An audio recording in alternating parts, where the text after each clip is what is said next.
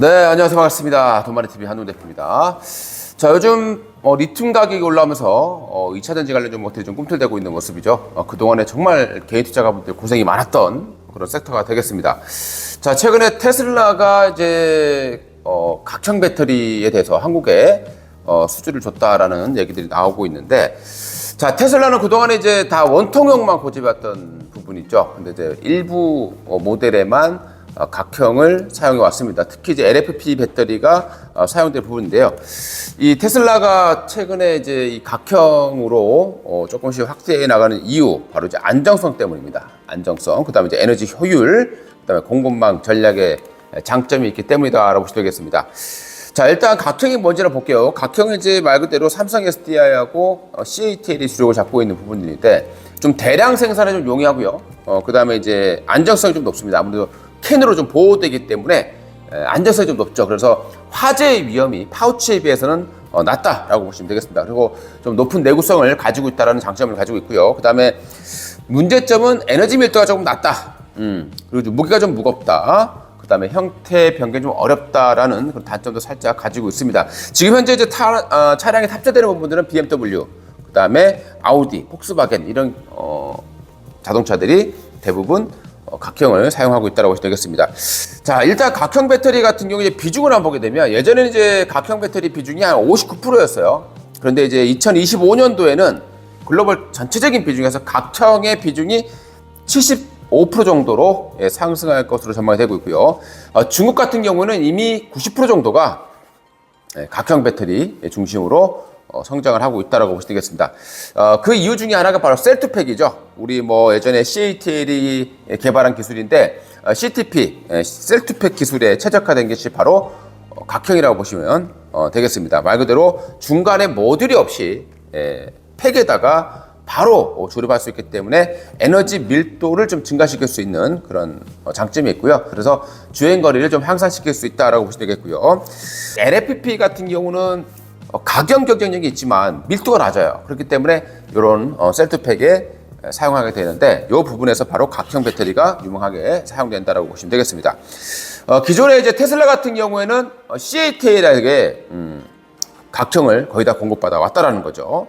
그런데 최근에 한국에게 처음으로 조달을 추진했다라는 거죠. 아무래도 테슬라 같은 경우 최근에 삼성하고의 관계도 좀 개선시키고 있고 더 도와주고 있는 모습들을 보여주고 있고, 그 다음에 이제 중국에 대한 견제 이런 부분 때문에 공급망을 다변화시켜야 되죠. 그래서 한국에게 처음으로 조달을 시작했다. 이 부분은 좀 중요한 그런 내용이 될 것 같습니다. 중국의 의존도를 줄여야 되는 그런 상황이기 때문에 앞으로 이제 우리나라에서 사용되는 그런 각형 배터리도 테슬라에 장착될 가능성이 높다고 보면 되겠습니다. 기존에 이제 모델 Y죠. 모델 Y 일부 차종, 그러니까 주행거리가 낮은 그런 차종에만 바로 이 각형이 적용돼 왔었고요. 자, 그리고 이제 그 외의 차종들은 대부분 LG 에너지 솔루션, 그 다음에 파나소닉 등 이런 기업들이 이제 원통형 배터리를 공급해 왔다고 보시면 되겠습니다. 자, 그러면 이제 만약에 테슬라가 조금 더 우리 각형 배터리를 한국에게 수주를 준다면, 그 수주의 주인공은 바로 삼성 SDI일 가능성이 가장 높죠. 거의 뭐 확정적이다 보셔도 될 것 같습니다. 뭐 LG 에너지 솔루션도 각형 배터리를 개발하고 있지만, 지금 현재의 삼성과 테슬라의 이 관계를 봤을 때는 삼성에게 줄 가능성이 상당히 높다라고 보시면 되겠습니다.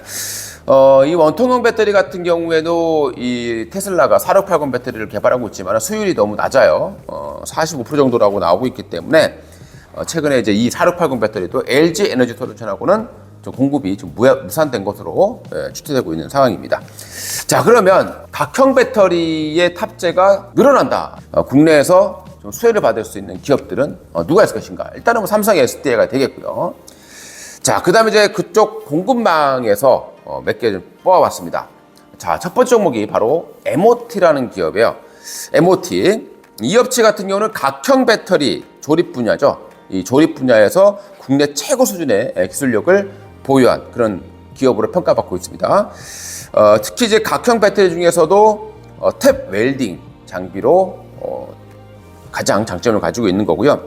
삼성 SDI의 10년 이상 독점 공급 중이고, 삼성 SDI에 대한 매출 비중이 90% 이상이기 때문에 삼성 SDI가 이 MOT의 실적에 아주 즉각적으로 중요한 역할을 한다고 보시면 좋을 것 같습니다.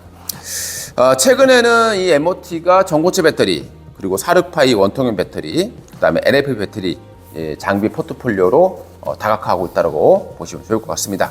자, 두 번째 기업이죠. 근데 이 기업은 이미 주가가 폭등해 있기 때문에 눌림을 이용하는 그리고 추격 매수는 좀 자제하셨으면 좋을 것 같습니다.